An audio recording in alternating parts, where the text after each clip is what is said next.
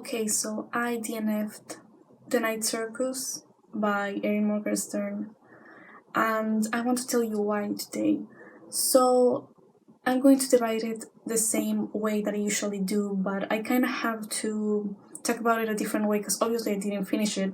I was about halfway through and decided that I was really suffering, and what was the point in finishing it just so I could say that I did read it entirely. Um, so as usual, I am going to start with writing style.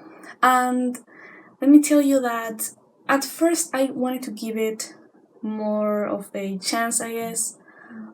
But it's kind of frustrating that it has so many details on things that don't matter at all and aren't remotely interesting, like the appearance of places and the clothes that people wear, their places especially. Those things are explained really and described in full detail, but things like that are, I think, are more important or more interesting, like people's expressions and their gestures. Those things, I think, are more interesting or tell you more about characters really, but that's not at all really described much.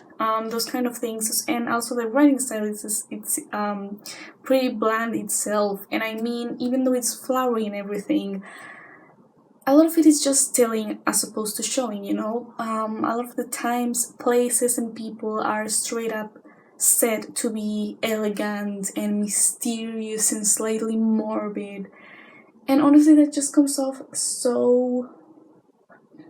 It's just ridiculous, okay? You should not call your own characters in your own places morbid and elegant. That's the effect that you want to give to a reader, but that's what they should get from it. You shouldn't tell readers what to interpret from your book. But anyways, everything is elegant and dark and mysterious. So what's the point, right? Everything is described the same way. Everyone and everything is all like dark, mysterious, morbid, black and white, grey, and so on and so forth.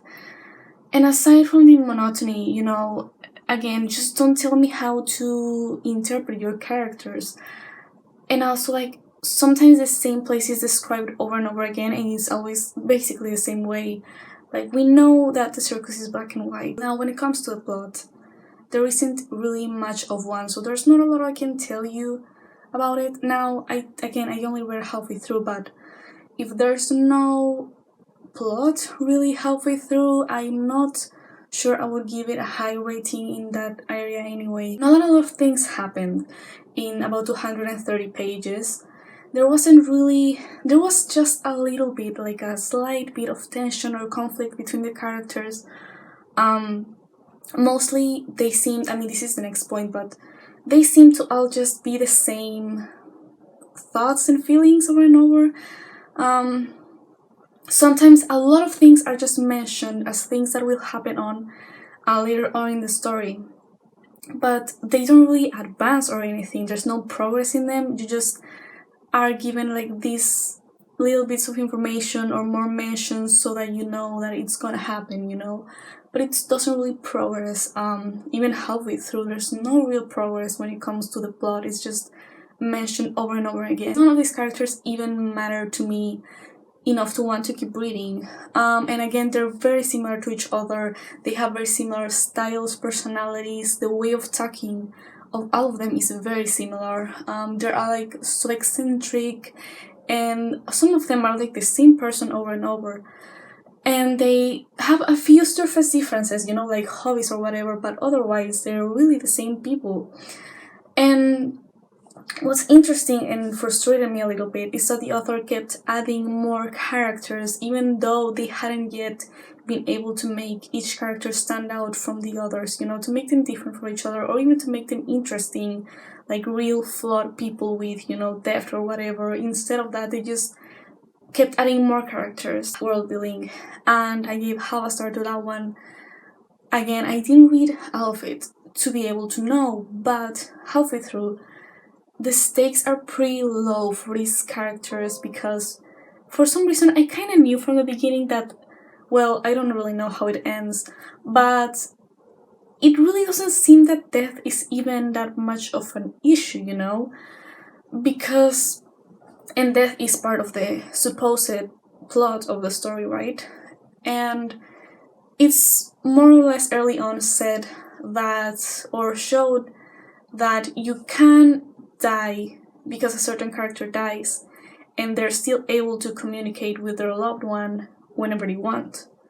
So, and maybe that doesn't apply to other characters, but still, how do you expect me to feel, to care about a supposed duel where only one will remain alive if it doesn't really matter that much if you die? And also, we know that there's limits to their magic and that it takes them a lot of effort to make something or whatever, but it doesn't really seem to cause any real setbacks, drawbacks, or any conflict really. It's just something that's mentioned, but it doesn't really create tension. It's another aspect that might have been improved later on in the story, but in the first half it's really not very good. And my last point is my personal feelings over the story, which again is no star because I was suffering through it the whole time. I don't really tend to DNF books because I like to say that I completely read them fully and I don't want to have to hold back when I review stuff, but 230 pages was way too much for this because nothing was happening, okay? Some aspects actually were like unintentionally funny, like the way they spoke sometimes and the way they took themselves so seriously, and the author seemed to take them so seriously that they all spoke this way. Like there was this phrase that really stuck with me.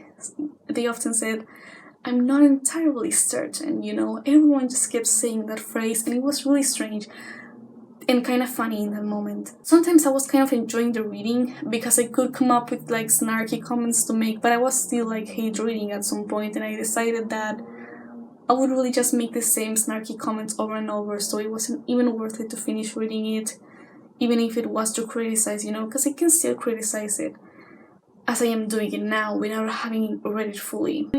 Tell me what you thought about this book. Do you agree, or do you think it's the best thing ever? Because I think I read this because so many people here on BookTube were just talking so much about how this is their favorite YA book of all time. I'm not sure if this is considered YA or not, but a few years ago I was still watching so many YA channels and they seem to constantly mention this book as one of their favorite or their very favorite, and I don't really get it, honestly, because I don't even find the characters to be like easy for me to feel attached to them or anything, which is often what people